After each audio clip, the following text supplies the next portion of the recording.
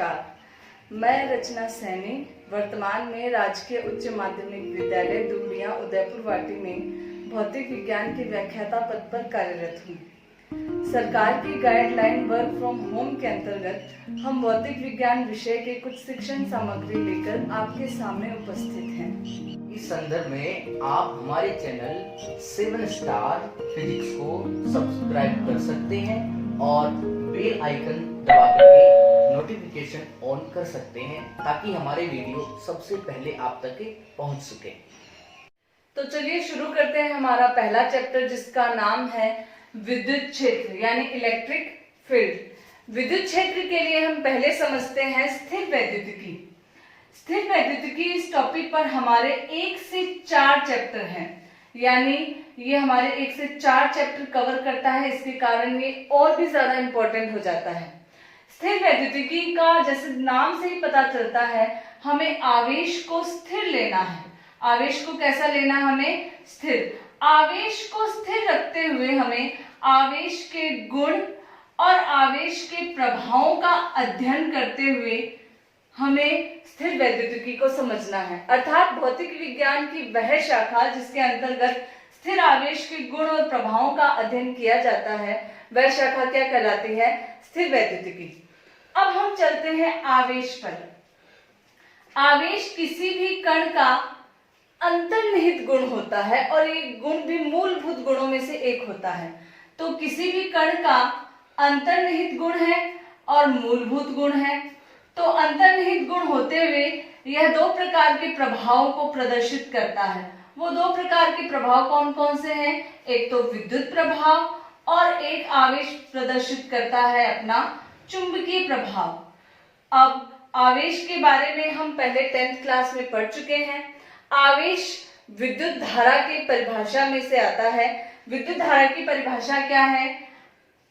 आवेश प्रवाह की दर को क्या कहते हैं हम? विद्युत धारा। पक्षांतरण से यहाँ Q इज इक्वल टू आएगा I इंटू टी, जहां I है धारा, T है समय। अब हम चलते हैं, इसके सूत्र तो ये आ गया Q is equal to I into t. अब हम चलते हैं, I का मात्रक होता है एम्पियर और समय का मात्रक होता है सेकंड। तो इसका MKS मात्रक पद्धति में इसका मात्रक है एम्पियर गुणा सेकंड। अगर हम बात करें SI मात्रक पद्धति में तो इसका मात्रक होता है कूलाम। कूलाम को हम C से व्यक्त करते हैं। MKS आ गया, SI आ गया। अब हम चलते हैं CGS मात्रक पद्धति में। CGS मात्रक पद्धति में इसे हम ESU इलेक्ट्रिक स्टेट यूनिट नाम से इसको प्रदर्शित करते हैं।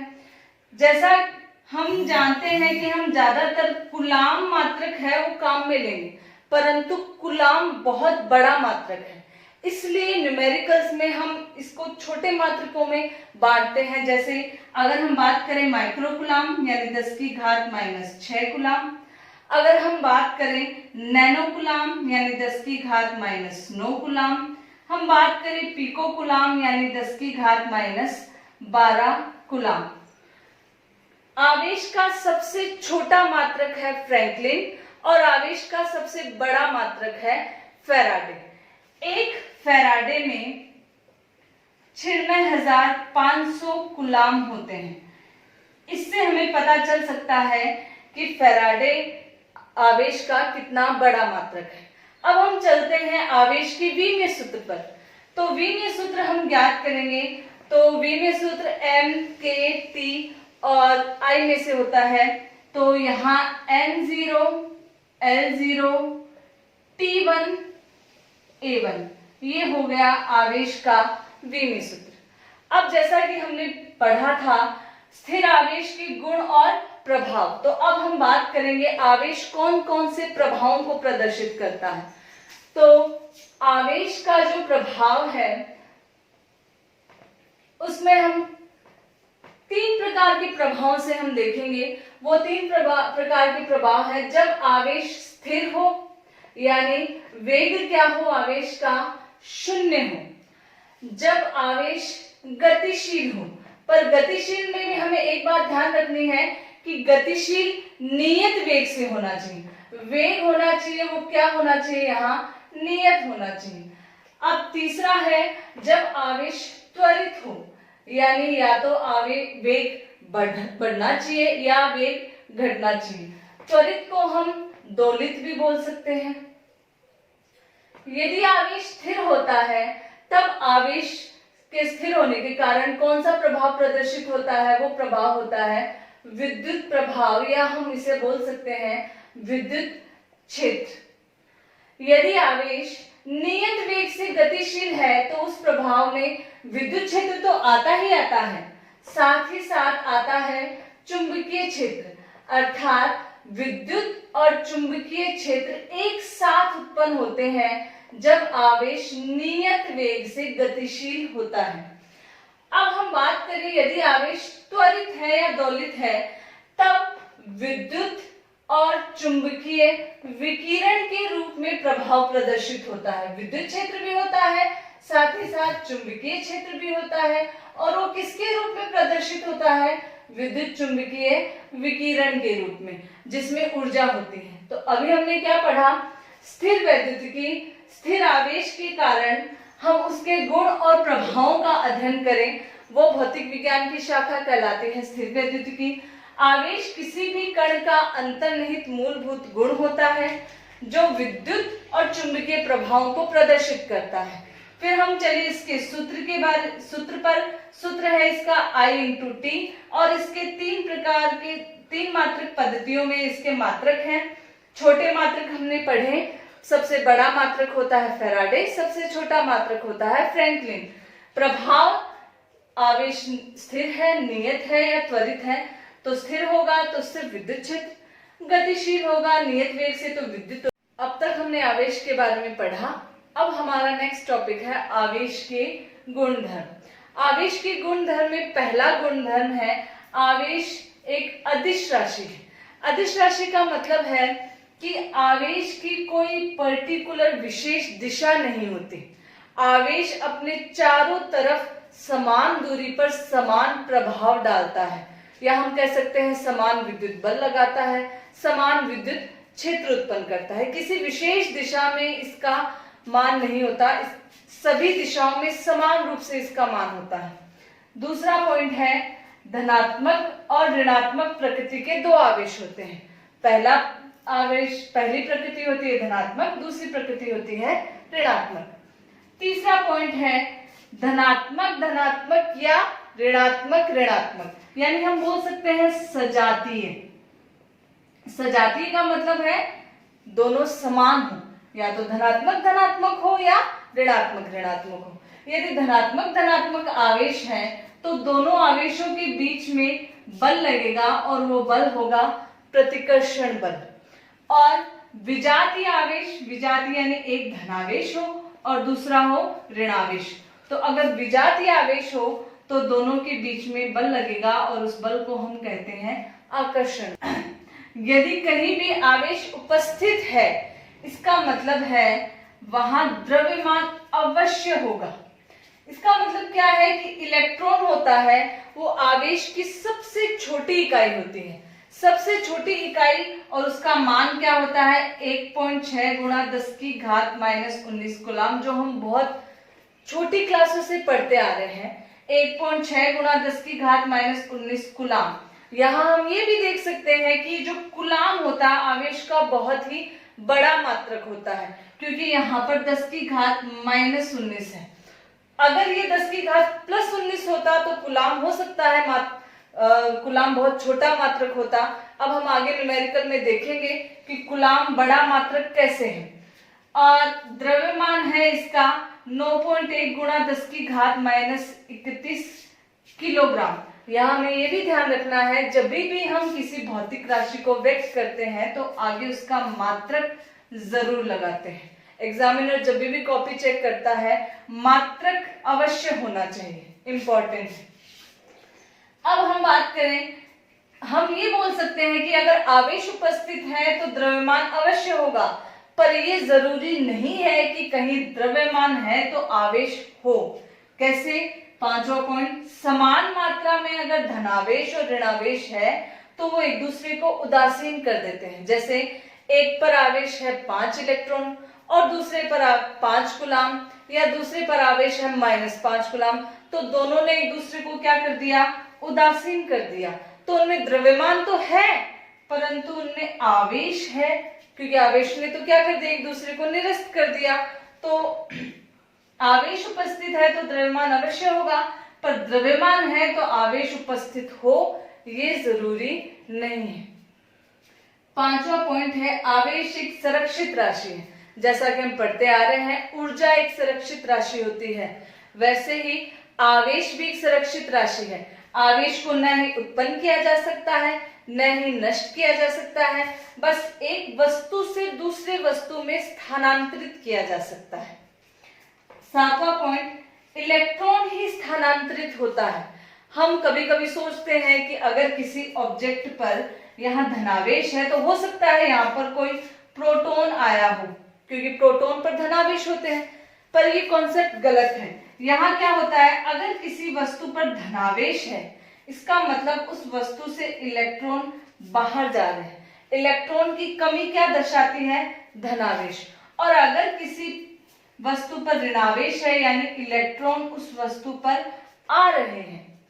ये भी ध्यान रखना है कि इलेक्ट्रॉन आ रहे हैं तो द्रव्यमान में कुछ वृद्धि होगी, और इलेक्ट्रॉन अगर जा रहे हैं तो द्रव्यमान में कुछ कमी होगी। ये तो है आवेश के कुछ सिंपल 7 गुणधर्म। अब हम आते हैं नेक्स्ट, आवेश क्वांटीकृत होता है। ये बहुत ही इंपॉर्टेंट गुणधर्म है आवेश का कि आवेश क्वांटीकृत होता है। देखो 2 चीजें होती हैं, एक तो सतत एक असतत। असतत को हम विविक्त भी बोल सकते हैं, विविक्त यानी क्वांटीकृत होना। सतत यानी हम अगर मान लो किसी कमरे में हैं तो इस कमरे में हवा है वो सतत है, हवा को हम गिन नहीं सकते।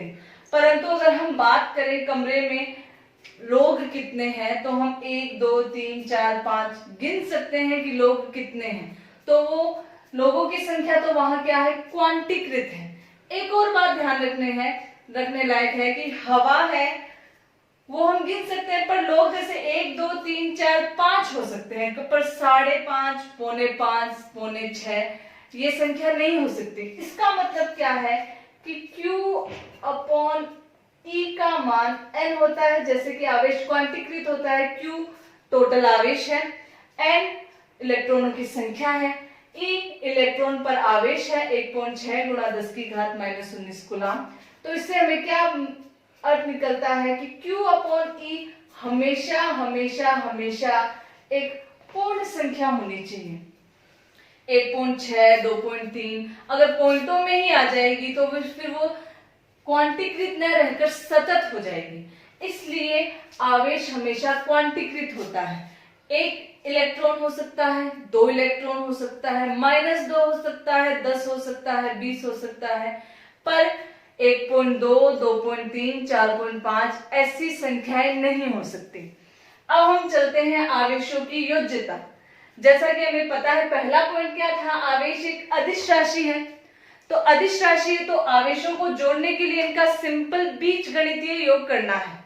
सिंपल बीजगणितीय योग यानी अगर मान लो इस ऑब्जेक्ट पर +7 इलेक्ट्रॉन है और दूसरे ऑब्जेक्ट पर -2 इलेक्ट्रॉन है, तो हमें इनको जोड़ना है। तो इनको जोड़ने के लिए Q बराबर क्या करेंगे हम, 7 इलेक्ट्रॉन -2 इलेक्ट्रॉन, इसका मतलब आएगा 5 इलेक्ट्रॉन। टोटल इस अगर ऑब्जेक्ट की बात करें तो कितना आवेश होगा, 5 इलेक्ट्रॉन। सिंपल बीजगणितीय योग। 10वां पॉइंट है आवेश की निश्चलता। देखिए आइंस्टीन ने एक सिद्धांत दिया था, सापेक्षिकता का सिद्धांत। तो आइंस्टीन के सिद्धांत के अनुसार जब हम बहुत उच्च वेग की बात करते हैं, वह वेग जो प्रकाश की कोटि तक होता है, तब वहां तक जाते जाते कुछ चीजें निश्चल नहीं रहती। उन कुछ चीजों में सबसे पहले आता है द्रव्यमान। तो जब हम बहुत ही तेज प्रकाश की कोटि तक पहुंच जाते हैं तब द्रव्यमान में वृद्धि होती है, यानी द्रव्यमान निश्चल नहीं रहता। परंतु आवेश है स्टैटिक, यानी अगर स्थिर है, डायनेमिक यानी अगर गतिशील है, गतिशील भी कितना, प्रकाश की वेग की कोटि जितना गतिशील है, तो भी आवेश निश्चल ही रहेगा। अगर 7 कूलाम आवेश है तो 7 ही रहेगा, चाहे वेग कितना भी ज्यादा हो। और अगर -10 कूलाम आवेश है तो वेग बढ़ने से आवेश के मान में कोई परिवर्तन नहीं होगा। चलिए, तो अब तक हमने आवेशों के गुणधर्म पढ़े। अब कुछ गुणधर्म के ऊपर हम न्यूमेरिकल्स करेंगे, जिनमें एक गुणधर्म था आवेशों की योज्यता का नियम। तो चलिए, यहाँ पर मैं एक निकाय लेती हूं। इस निकाय पर आवेश वितरित है, तो आवेश वितरित है तो आवेश वितरित, यहाँ पर 10 कूलाम आवेश, यहाँ -4 कूलाम आवेश, यहाँ -1 कूलाम आवेश, यहाँ 2 कूलाम आवेश, तो कुल 4 आवेश यहाँ उपस्थित है। तो हमें आवेशों की कुल संख्या निकालनी है, यानी कुल आवेश निकालने हैं। तो कुल आवेश ज्ञात करने के लिए हम कौन सा नियम लगाएंगे? आवेशों की योज्यता का नियम। आवेशों की योज्यता का नियम क्या होता है? Q बराबर Q1 plus Q2 plus Q3। और यहाँ पर हमारे पास 4 कूलाम आवेश है तो हम Q4 भी लिख सकते हैं। तो पहला आवेश है 10 कूलाम का, दूसरा आवेश है -4 कूलाम, तीसरा आवेश है -1 कूलाम और चौथा आवेश है +2 कूलाम। तो देखिए, यहाँ पर 4 आवेश है। यहाँ पर पहला आवेश है 10 कूलाम, तो 10 कूलाम, यहाँ प्लस का साइन है, और यहाँ -4 है तो माइनस और प्लस गुणा करते हैं तो -4 कूलाम। यहाँ -1 कूलाम है, -1 लिख दिया। यहाँ +2 कूलाम है, यहाँ 2 कूलाम। अब 10 और 2 12 -5, तो ये हमारे पास कुल आवेश आए हैं 7 कूलाम आवेश। ध्यान रखिए, लास्ट में मात्रक लगाना जरूरी है। यदि मात्रक नहीं लगाया तो एग्जामिनर आपके नंबर काट सकता है। हमें कोई मौका ही नहीं देना है एग्जामिनर को नंबर काटने का। अब हम न्यूमेरिकल करते हैं। हमने एक गुणधर्म पढ़ा था, क्वांटीकरण का नियम। तो चलिए हम देखते हैं, 1 कूलाम आवेश में कितने इलेक्ट्रॉन होंगे? 1 कूलाम आवेश में कितने इलेक्ट्रॉन होंगे, ये हमारा क्वेश्चन है, क्वेश्चन नंबर 2।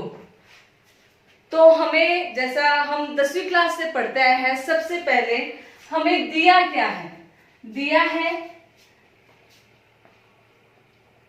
हमारे पास दिया 1 कूलाम आवेश, तो हमें दिया है Q का मान कितना है? 1 कूलाम, ये हमें दिया गया। पूछा क्या है हमें? कितने इलेक्ट्रॉन होंगे, यानी N का मान हमें पूछा है। और हम जानते हैं, जैसा कि हम जानते हैं, E का मान कितना होता है? 1.6 गुणा 10 की घात -19 कूलाम। तो E का मान होगा 1.6 गुणा 10 की घात -19 कूलाम। देखो, QNE, तो आवेशों का क्वांटीकरण का सिद्धांत क्या है? नियम Q = N गुणा E। हमें Q दे रखा है 1 कूलाम, N का मान हमें ज्ञात करना है, और E का मान हमें पता है 1.6 गुणा 10 की घात -19 कूलाम। तो यहाँ से N का मान क्या आ जाएगा? Q बट्टा E। तो चलो मान रखते हैं, Q का मान है 1, कूलाम भी लिख सकते हैं, यहाँ पर 1.6 गुणा 10 की घात -19 कूलाम। वापस लिखेंगे तो कूलाम से कूलाम कट जाएगा। आगे ये 10 की घात -19 है, ऊपर जाएगा तो 10 की घात +19 बट्टा 1.6। इसको हम हल करेंगे तो 1.6 इसका पॉइंट हटाएंगे तो ऊपर 10 जाएगा, 10 बट्टा 16 गुणा 10 की घात -19। 10 में 16 का भाग थोड़ा मुश्किल जाएगा, इसलिए मैं इसको 100 बट्टा 16 गुणा 10 की घात 18 लिख सकती हूँ। 10 की घात 19 था, 1 0 इसको दे दिया तो 10 की घात 18। अब इसका हम आंसर लिखेंगे तो n का मान आएगा 6.25 गुणा 10 की घात 18। अब हम यहाँ ये भी कंफ्यूजन में आ सकते हैं कि n का मान तो एक पूर्ण संख्या होनी चाहिए थी, पर n का मान यहाँ 6.25 गुणा 10 की घात माइनस 10 की घात 18 आ रहा है। तो हम यहाँ n बराबर 625 गुणा 10 की घात 16 भी कर सकते हैं। तो ये कौन सी राशि है? एक पूर्ण राशि है। तो पूर्ण राशि है तो हमारे पास आ गया एक कूलाम आवेश में कितने इलेक्ट्रॉन होते हैं, हमने फॉर्मूला लगाया है और लास्ट में हमारे पास पूर्ण संख्या आई है।